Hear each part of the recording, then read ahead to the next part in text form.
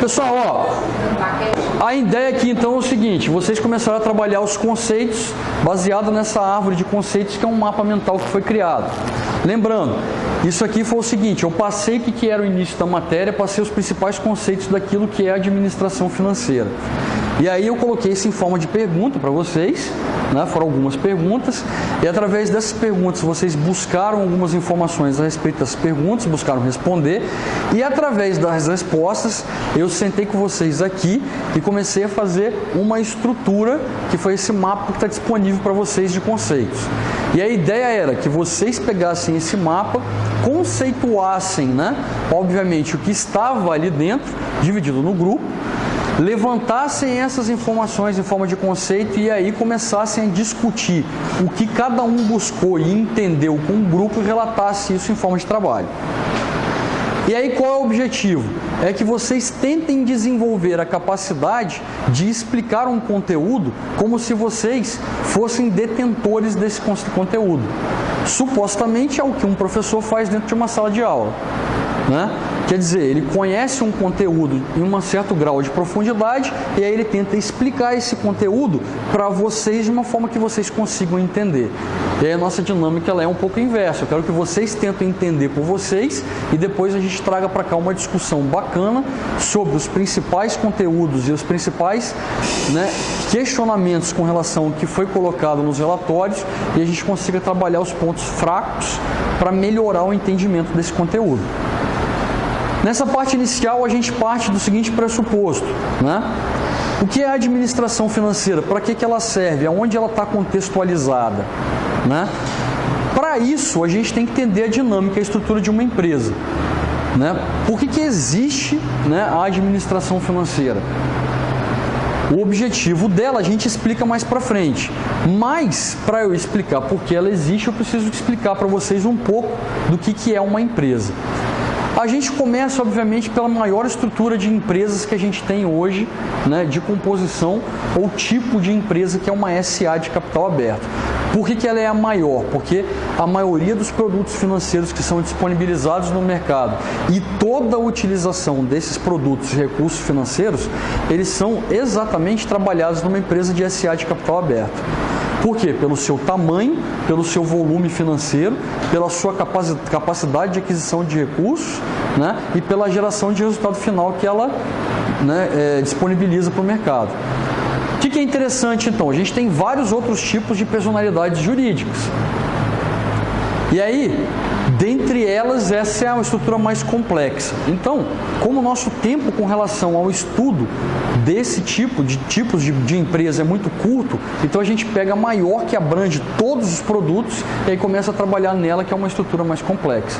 E aí dali a gente tira o funcionamento das outras. Mas aí é só a gente fazer o quê? Estudar especificamente que tipo de empresa que a gente quer trabalhar e aí ver quais são os produtos dentre todos disponibilizados que essa empresa pode trabalhar, né, para adquirir o seu capital e aplicar ele dentro da sua estrutura.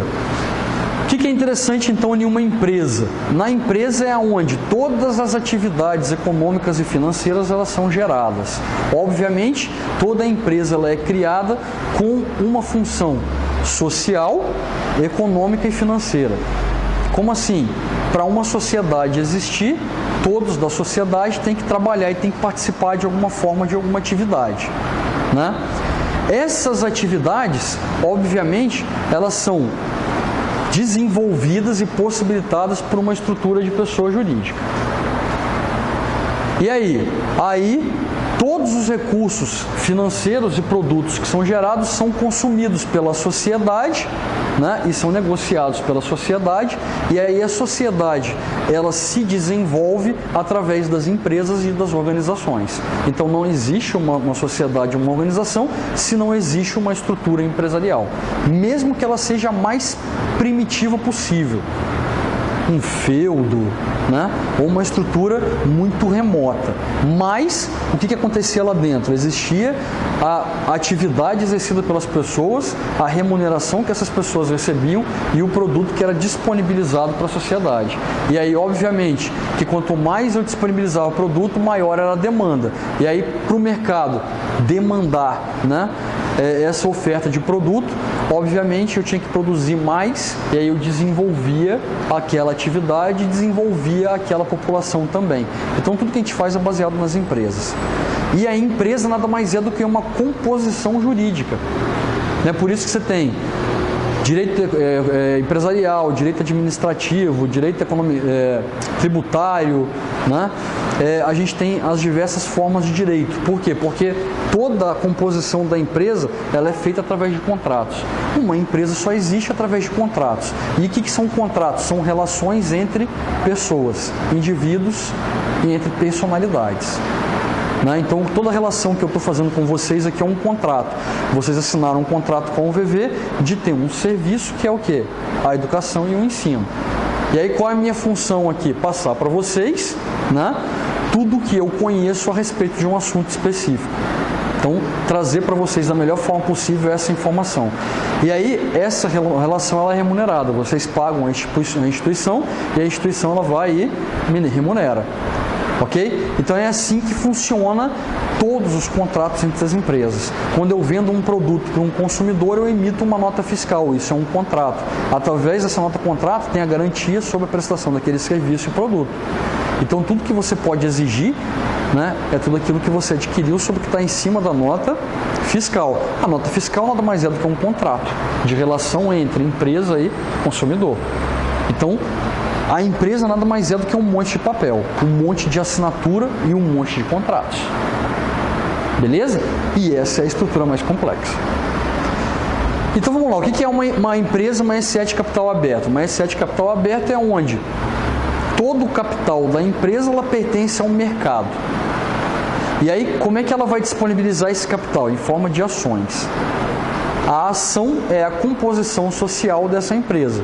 É a menor parte de uma empresa, é uma ação. E aí, qual é a quantidade de ações que ela emite? Depende do tamanho da empresa e da quantidade de recursos que ela precisa para investir nos seus projetos.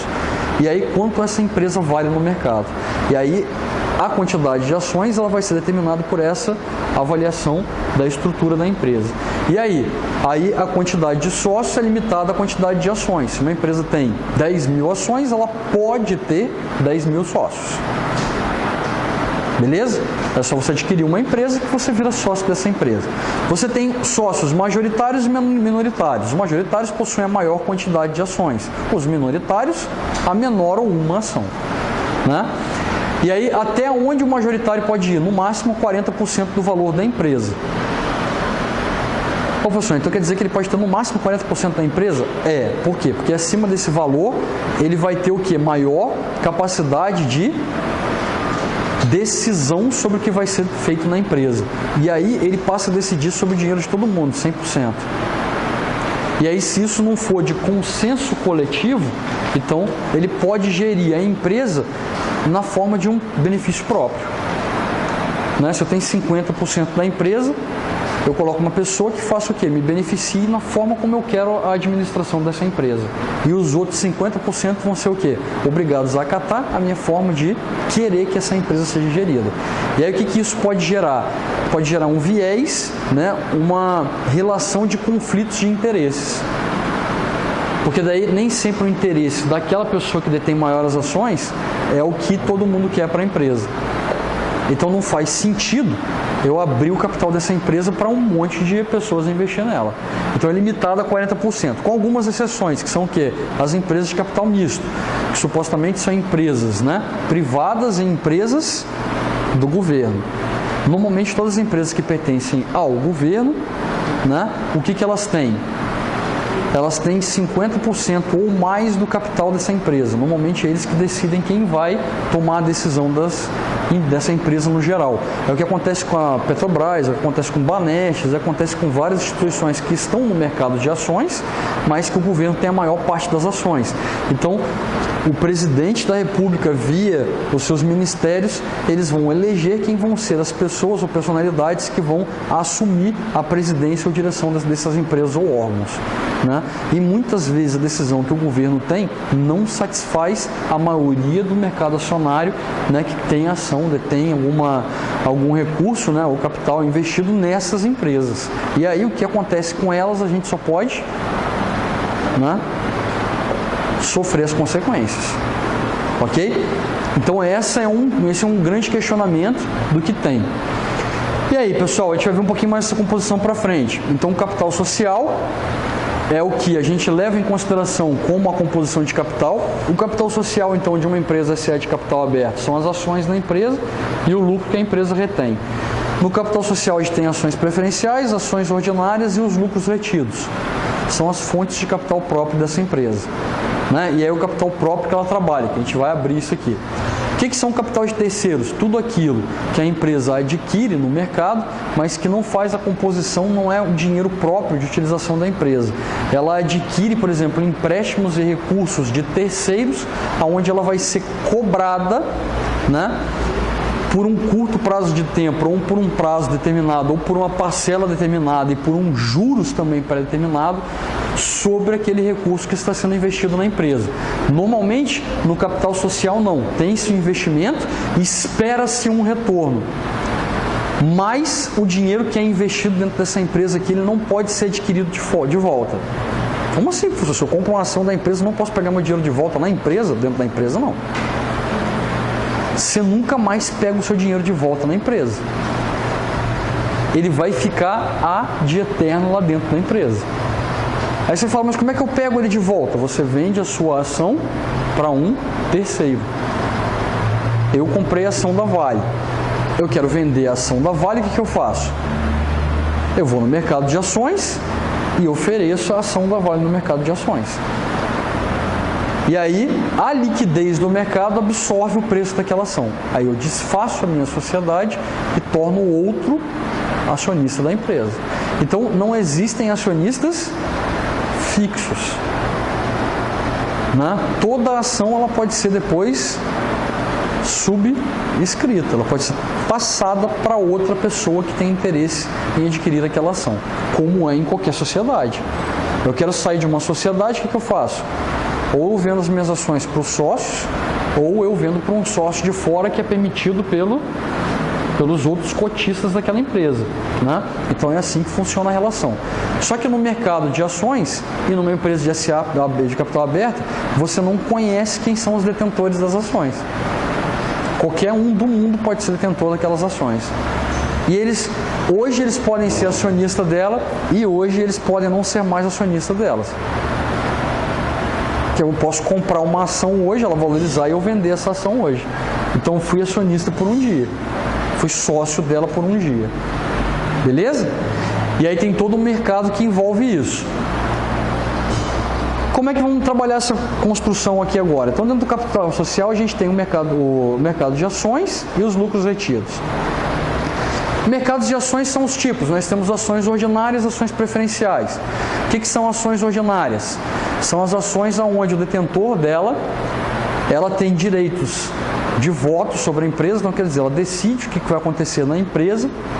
A lucratividade deles é ilimitada, ou seja, dependendo de qual é a lucratividade da empresa e a distribuição desses recursos, ele vai ter o seu ganho, a sua distribuição de dividendos, né? E aí eles são responsáveis legais pela empresa. Então eles votam na empresa, eles são responsáveis legais pela empresa e o lucro que eles têm depende da lucratividade que a empresa pode obter e distribuir. Beleza? O que é um acionista preferencial?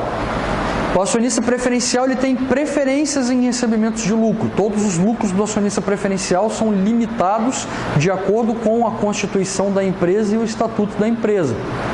Então, eles têm limitação de ganho da lucratividade. Eles não ganham o máximo possível que a empresa gera de lucro. O lucro dele está restrito a uma porcentagem sobre o capital aplicado.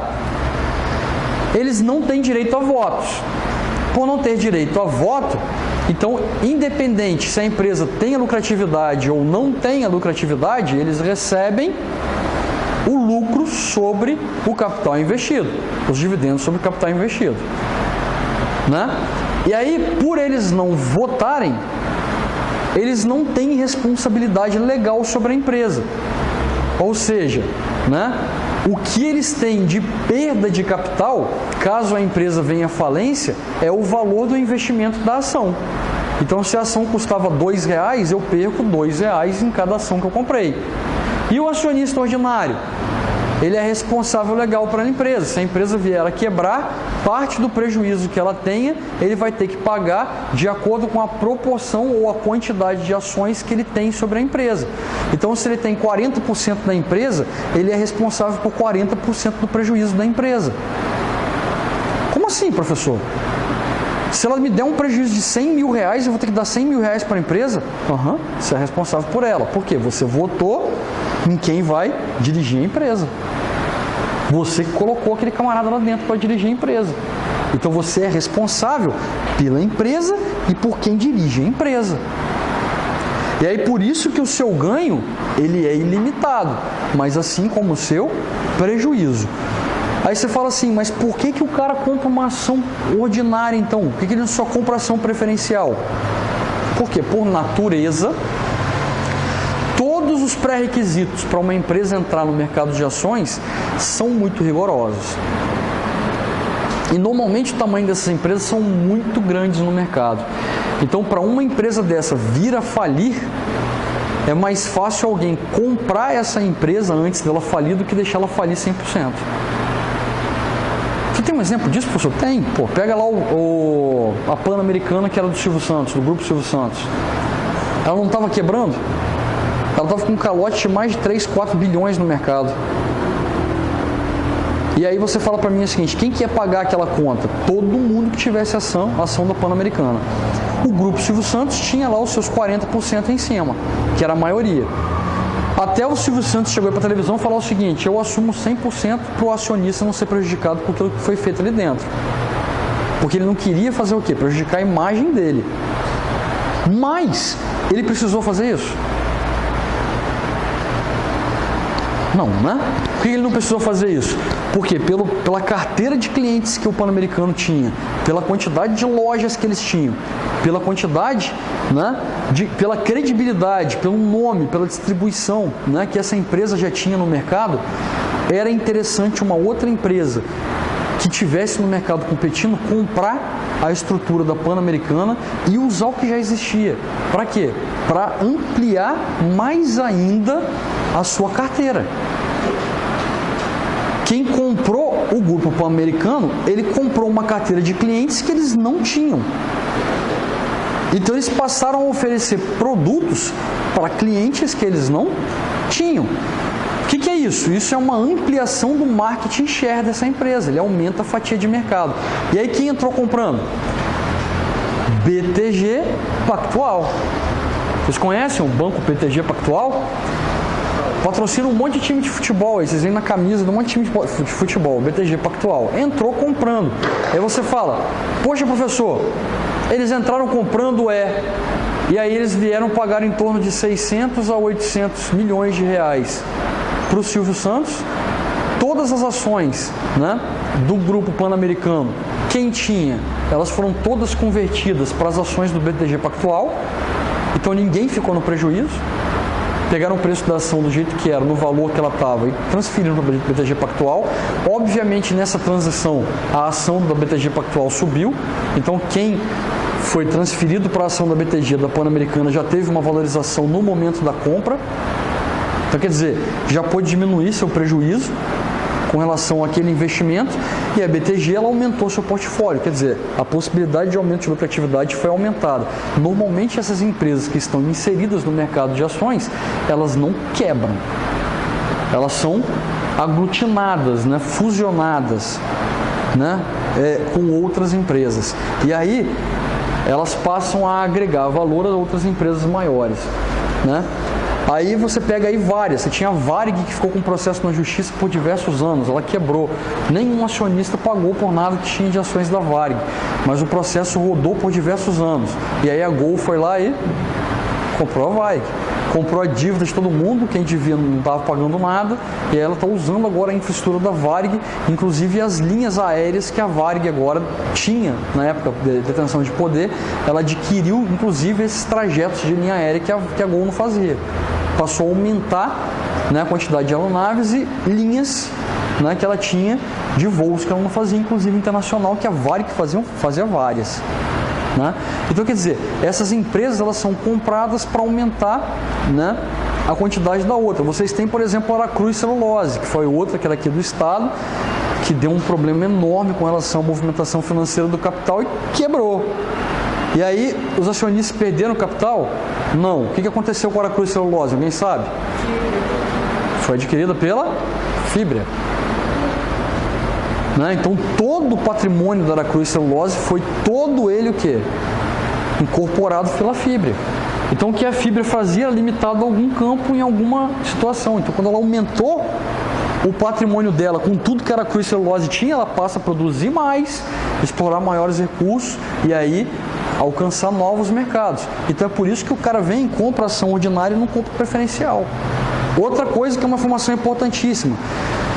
Todas as empresas agora que vão abrir capital no mercado de ações, elas não podem mais emitir ações preferenciais. O Brasil é o único país no mundo que trabalha com ações preferenciais. Por quê? Porque você tira a responsabilidade do acionista. E em todos os países do mundo eles entendem o seguinte: o acionista de uma empresa, ele tem que ser responsável financeira, economicamente, socialmente e ambientalmente pelo que a empresa faz. Então todo mundo tem direito a voto? Todo mundo tem direito a voto, todo mundo é responsável. Por quê? Porque essa ação ela é estritamente o quê? Especulativa. É o cara que entra para não ter responsabilidade, só especular. E aí, não é interessante você montar um mercado especulativo paralelo. O cara pode até especular, mas ele vai especular com responsabilidade. Beleza? Ele não vai lá só para botar a mão no lucro, ele vai lá ter responsabilidade também quando a empresa tiver prejuízo, não estiver bem, e quando ela fizer alguma coisa no âmbito, né, ambiental, social, que ele também tem impacto sobre a lucratividade dele, porque ele é que vai decidir quem está gerindo e vai cobrar da empresa melhores resultados. E que esses resultados que ela cobra sejam o quê? Extremamente sustentáveis. Beleza? Em todos os sentidos. Mas se ele tiver, por exemplo, uma ação apenas, como que ele vai participar? Não vai ser muito grande? Uma ação. Mas como ele vai participar do voto, por exemplo, que tiver? É muito pequeno, ele não participa. Normalmente o conselho, ele só entra na maioria das vezes por convite aqueles que têm maior quantidade de ações. Normalmente quem tem? Bancos, fundos de investimentos, clubes de investimentos, né? Alguns investidores individuais muito grandes, que tem muita grana, aí ele entra participando. Mas aí você fala para mim, poxa, mas aí eu não tenho direito a voto, aí eu vou ficar, né, prejudicado com relação a isso. Você acha que, por exemplo, um cara que enfia 40% do capital dele dentro de uma empresa dessa, ele vai querer que ela tenha prejuízo?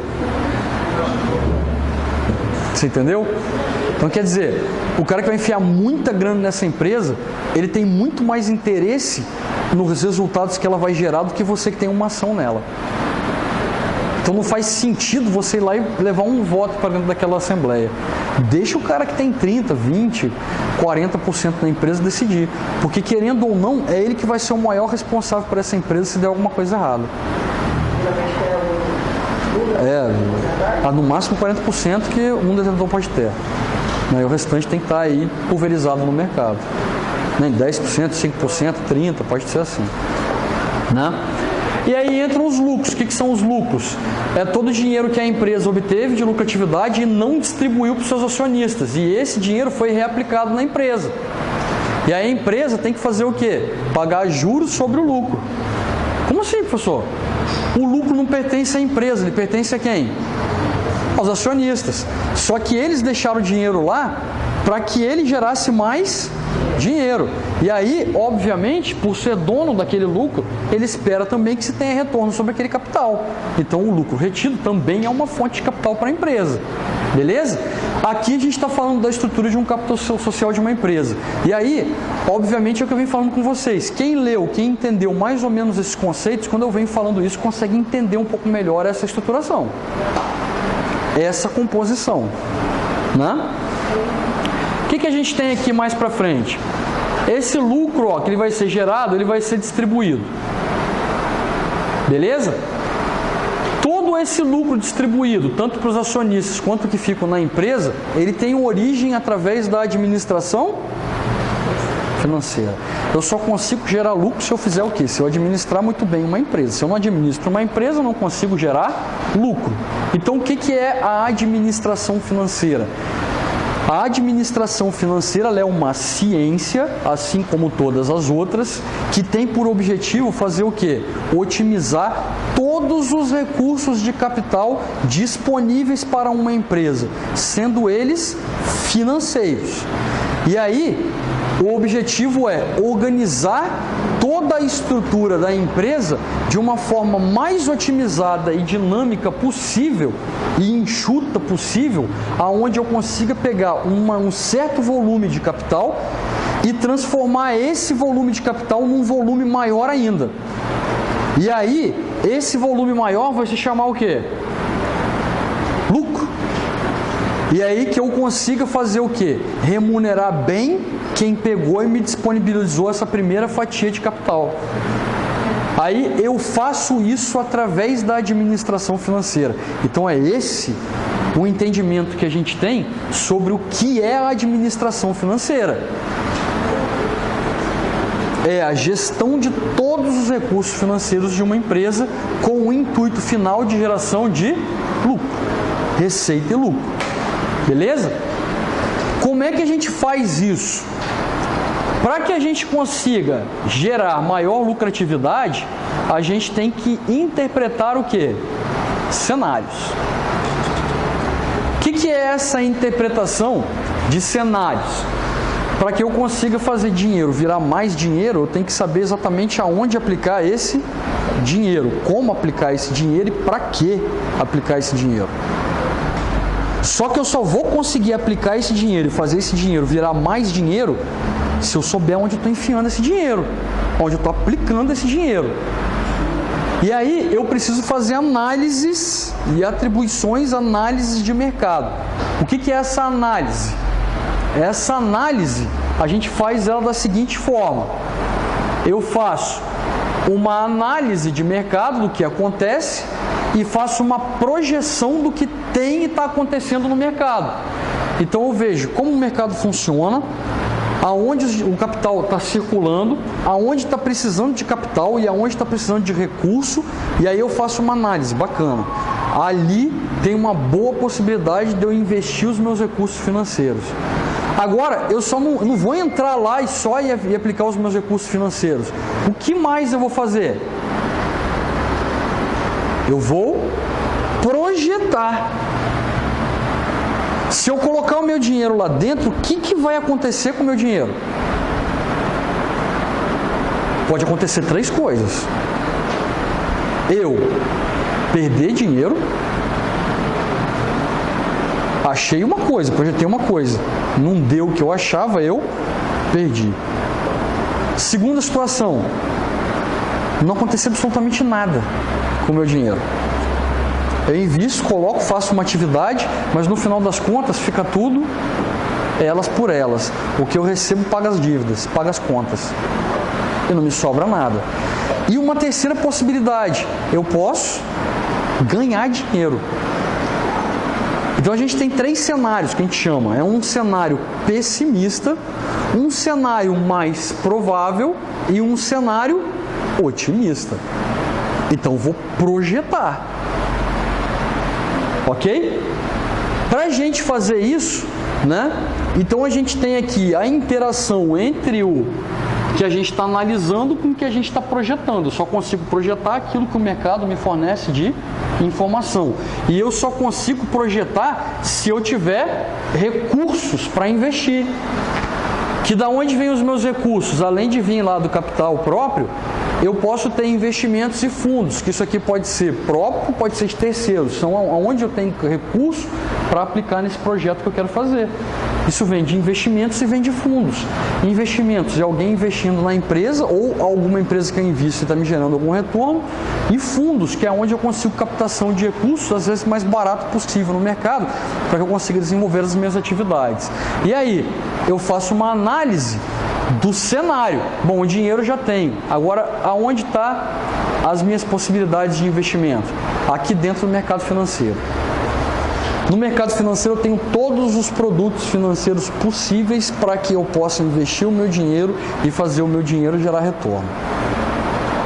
Dentro do mercado financeiro a gente tem a regulamentação da CMN, Conselho Monetário Nacional. O Conselho Monetário Nacional ele é composto pelo ministro da Fazenda, que é escolhido pelo presidente da República, pelo presidente do Banco Central, e também o presidente da CVM, que é o Conselho de Valores Mobiliários, né? Comissão de Valores Mobiliários. E aí a gente tem a CVM. Eles interagem, fazem a regulamentação de como capital, como o dinheiro vai circular na economia, através de taxa de juros, através de dólar, eles compram e vendem dólar, que são as reservas de dólares ou de moeda estrangeira que a gente pode colocar, né? Então, eles fazem a gestão da economia como um todo. E aí a intenção é acelerar ou frear consumo na economia para tentar estabilizar, né, a política econômica de uma forma geral. Então, por exemplo, se eu estou vendo que ela está descambando demais, tem muita gente ganhando, né? Ou tem muito crédito disponível no mercado, mas começou a aumentar a inadimplência, quer dizer, as pessoas estão consumindo muito, mas não estão conseguindo pagar, o que o governo faz? Ele aumenta a taxa de juros. Aí o que acontece? As pessoas não têm muita capacidade para pagar mais do que elas devem e também não têm muito mais capacidade de adquirir novos recursos. Então você freia o consumo para não deixar a economia também entrar em recessão. Por que ela entra em recessão? Porque se eu começo a consumir demais no mercado, mas eu não consigo pagar, quando aquela empresa precisar de capital para poder adquirir mais produtos, matéria-prima, para produzir mais recursos, ela não vai ter crédito no mercado. Por quê? Porque está todo mundo inadimplente com ela. Aí eu freio. Né? Então, são diversas formas, né, de você incentivar ou não, né, o consumo numa economia. Ela normalmente entra em recessão quando eu tenho que frear, porque tem inadimplência, né, e quando eu tenho, que através de taxa de juros e tudo mais, e quando eu tenho também uma política econômica onde ela é o quê? Muito forte com carga tributária, em que você aumenta demais a taxa de juros, você faz a economia não consumir mais, você freia a economia, mas também você não gera recursos para quê? Para a economia conseguir se alavancar ou se sustentar. Porque não tem também dinheiro no mercado disponível. Você freia às vezes para não comprarem, mas existe reserva de mercado de capital no mercado, então você começa a trazer o preço para baixo e equilibrar a economia. Mas quando você não tem as duas fontes, quer dizer, não tem dinheiro e você aumenta os juros, aí você não consegue nem crescer, você não consegue incentivar, e aí você começa a ter uma quebradeira geral. É uma situação mais ou menos que a gente vive hoje na economia. E o mercado financeiro ele é dividido em dois mercados, né? Você tem um mercado monetário e o mercado de capitais. O mercado monetário ele é totalmente regulamentado pelo Banco Central do Brasil. O mercado de capitais ele é mais remunerado pela CVM, né? Qual a diferença do mercado monetário para o mercado financeiro? Alguém conseguiu entender isso? Né? Tem uma tabelinha bem facinha do Gishman que você entende isso. O mercado monetário é onde você tem intermediação financeira. Como assim, professor? Existem instituições que elas têm quem empreste, os depositantes, e ela tem quem pegue o dinheiro emprestado, que utilizam os consumidores de recursos. E aí ele faz o quê? Ele pega o dinheiro de quem está poupando, os poupadores, e empresta para quem está utilizando, os gastadores, ou investidores, ou quem for, os consumidores. E aí, nessa relação entre essas duas partes, as instituições financeiras, elas fazem o quê? Elas ganham capital dentro disso. Eu pago ao poupador menos juros. Eu cobro do detentor mais juros. E aí, desses juros que eu cobro a mais aqui, eu pego para mim e o restante que eu prometi, eu pago para quem me emprestou. Isso é o quê? Intermediação financeira. A intermediação financeira, ela é inerente ao mercado monetário. E o mercado de capitais? Não existe intermediação financeira.